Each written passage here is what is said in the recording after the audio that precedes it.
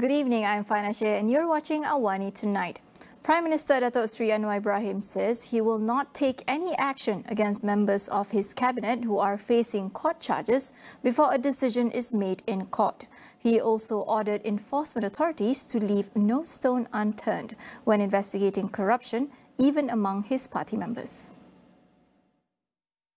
Saya kata ambil tindakan, saya tidak peduli dari parti termasuk dari parti keadilan sendiri. Saya tidak boleh menjamin parti saya ini 100% bersih seperti mana orang belah sana kadang bicara kami semua bersih. Terbukti tidak benar. On a related note, Anwar also ordered for the investigation related to the Pandora Papers to be continued with full cooperation by all MPs. He blamed the lack of political will in the past administration to take action on the matter. Tindakan itu memerlukan tekad politik yang jelas. Tak banyak suara termasuk Perdana Yang Berhormat yang memohon supaya hal ini diambil tindakan secara serius. Dalam kerajaan terdahulu pun tidak ada tekanan daripada pemimpin-pemimpin politik dan seolah-olah ada keengganan untuk bertindak kerana ini melibatkan tokoh-tokoh besar. The Pandora Papers are millions of leaked documents made public in October 2021, allegedly revealing offshore accounts of present and past leaders, including presidents, prime ministers, billionaires and prominent business people. Bersatu Information Chief Wan Saiful has been charged for soliciting and receiving bribes of 6.9 million ringgit in relation to the Jana Wibawa project. The Tasik Gelugu MP pleaded not guilty at the Kuala Lumpur Sessions Court today.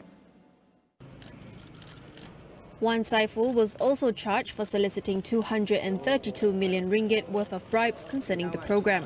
He allegedly requested this amount from one Lian Tan Chuan as an incentive to help net tourist Sendirian Berhad secure the Central Spine Road project from the government. Both charges come under the Malaysian Anti-Corruption Commission MACC Act, which carries up to 20 years in jail and a minimum fine of 10,000 ringgit if found guilty. Wan Saiful was arrested on Monday night after giving his statement to the MACC. Sessions Court Judge Azura Alwi set bail at 400,000 ringgit and ordered Wan Saiful to surrender his passport to the court before March 22nd. Former Prime Minister Datuk Seri Ismail Sabri Yaakob echoed calls for the current government to allow targeted withdrawals from the Employees Provident Fund or EPF. He says he was informed by an organisation called Pertubuhan Warisan Rakyat Prihatin Malaysia that many workers are struggling to make ends meet. Di antaranya yang telah muflis kerana tidak mampu untuk membayar hutang. Walaupun KWSP adalah untuk simpanan hari tua, apakah maknanya memasuki hari tua dalam keadaan yang muflis sebagai contoh? Dan keperluannya yang mendesak adalah hari ini, bukan apabila sampai kepada tempoh hari tua. The Bura MP also argued that targeted withdrawals would not significantly burden the EPF, whose total asset under management has surpassed 1 trillion ringgit. Last week, Deputy Finance Minister Datuk Seri Ahmad Maslan revealed that the median savings in EPF accounts had declined by 50%, from 16,600 ringgit in 2019 to 8,100 ringgit in 2022. More than 145 billion ringgit was withdrawn by 8.1 million individuals during the pandemic under 4 special withdrawal schemes. In other news, the offer of permanent posts to 4,263 contract healthcare workers is expected to be completed by July this year. Deputy Health Minister Lukanisman Awang Sauni said, although this is among the immediate measures to avoid brain drain within the industry, MOH cannot deter any medical personnel from leaving to accept another job offer. As of the end of last year, Lukanisman said that a total of 4,333 contract officers had been offered permanent posts, while a total of 20,330 officers were still under contract. According to him, the ministry is working to improve existing incentives and facilities for healthcare workers, adding that the issue of brain drain is widespread and not just within the healthcare sector. Meanwhile, the Health Ministry will also hold a town hall session with Hatal Doctor contract and junior doctors on February 22nd. This is amid repeated demands by the Hartal Doctor Contract Group as well as other aggrieved healthcare workers who seek solutions from the Health Minister and MOH to solve ongoing problems surrounding the healthcare system. Meanwhile, the Human Resources Ministry has revealed that among the top reasons why Malaysian professionals are leaving the country is due to social injustice in the workplace. Deputy Human Resources Minister Mustafa Sakmud said professionals are frustrated by the culture of heavy reliance on connections in order to progress in careers. Speaking to New Straits Times, he said the other two reasons were better career prospects as well as attractive remuneration. He said developed countries have better laws to protect workers' rights from any discrimination and also provide better salaries. On the countries with the highest number of Malaysians working there, Mustafa said Singapore tops the list with almost 1 million, followed by Australia, the United States, the United Kingdom and Canada.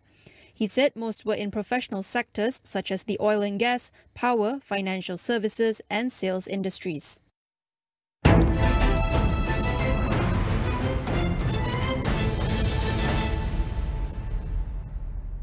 In the lead-up to Budget 2023, we will be speaking to opinion leaders and experts on what should be prioritised in the next budget. For tonight, we will be speaking about education, which areas should be prioritised. According to Deputy President of IIUM Student Union, Nur Atir Abdullah, the government should prioritise discounts for the National Higher Education Fund Corporation or PT-PTN loans in order to ease the burden of fresh graduates, especially those in the B40 group.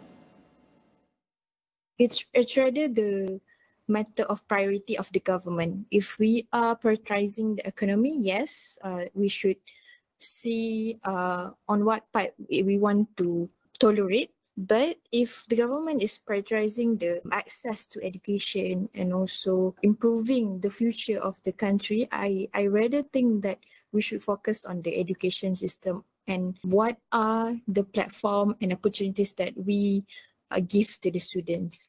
Because I do think based on the proposed budget, the previous budget, proposed budget 2023, they're proposing for 20% discount for settlement of outstanding debt and also 15% discount for the students. But I'm hoping for a better perusal on this matter actually. She added that there is also a need for better funding on improving infrastructure in public higher education institutions, as well as improving the management of financial assistance. And the second one is that financial assistance for disability students, because before this we have this Bantuan Kewangan OKU, but there are quite some issues for it, and the disabled students did not get the financial assistance. So we are hoping for more improvement in managing this financial assistance. And then the third one is that allocation for public universities maintenance for the facilities. Because as we can see, most of the public universities, they are founded and established in 1980s, even in UM 1940, UIA 1983. So there are a lot of concern from the student about the university's facilities that would harm and give dangers to the student safeties. We will go for a quick break. Don't go anywhere.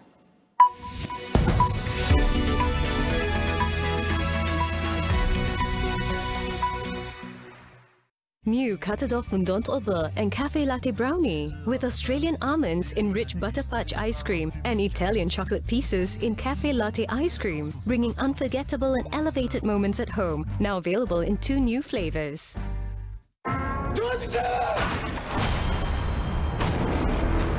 절 범인으로 만들려고 다 꾸몄어요. 이민호 씨 진술은 설득력이 없어요. 이보다 확실한 게 어디 있어요? 그 여자는 뭔가를 숨기고 있었어요. 당신도 마찬가지고.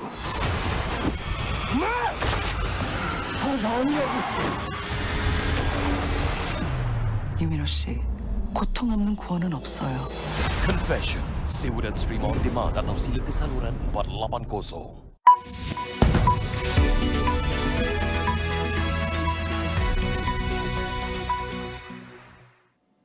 Welcome back. Households remain one of the major contributors to global greenhouse gas emissions, mostly coming from home appliances that consume high amounts of energy.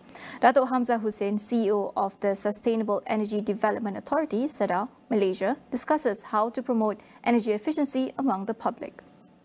Energy-efficient appliances consume less energy throughout their service lives without sacrificing quality and an excellent way to save on your energy expenditures. To help promoting the purchase of energy-efficient appliances, the government has introduced the Sustainable Achieved via Energy Efficiency, or in short, SAFE program, since 2011, to promote the purchase of energy-efficient appliances. According to Hamzah, the latest SAFE program, known as SAFE 3.0, garnered an overwhelming response. It concluded in December last year.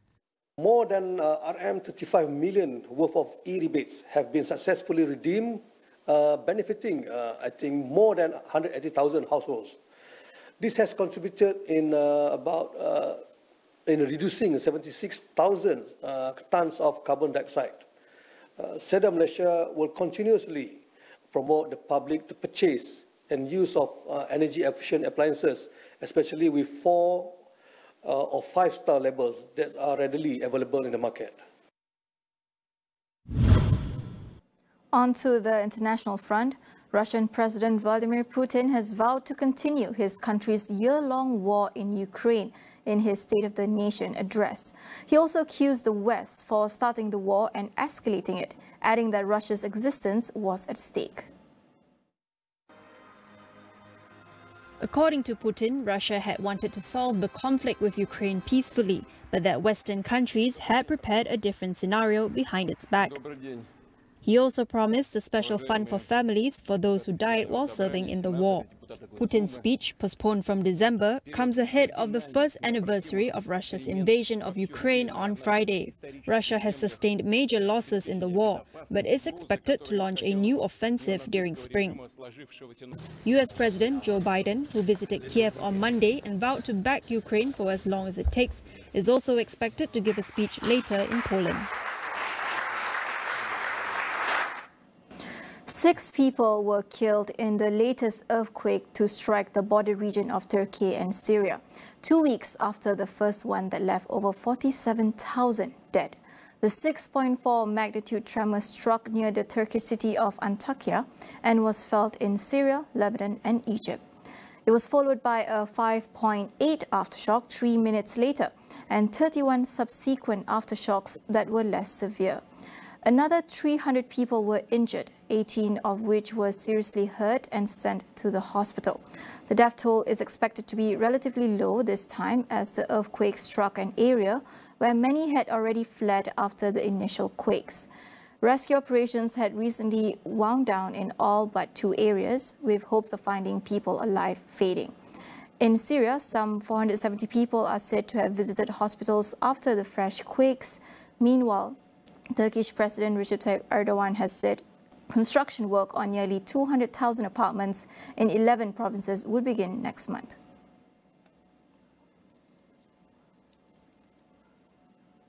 That is all we have for you on AWANI tonight. I'm Fanashi. Thank you for watching.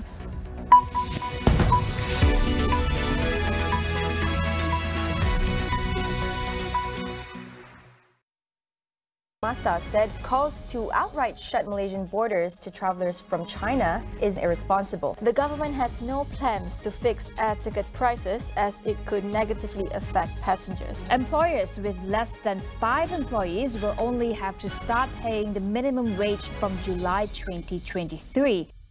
If it is business strategies and leadership insights that you want, catch me, Cynthia Ng, as I talk to experts from the industry every Saturday at 10:30 p.m. right here on Channel 501.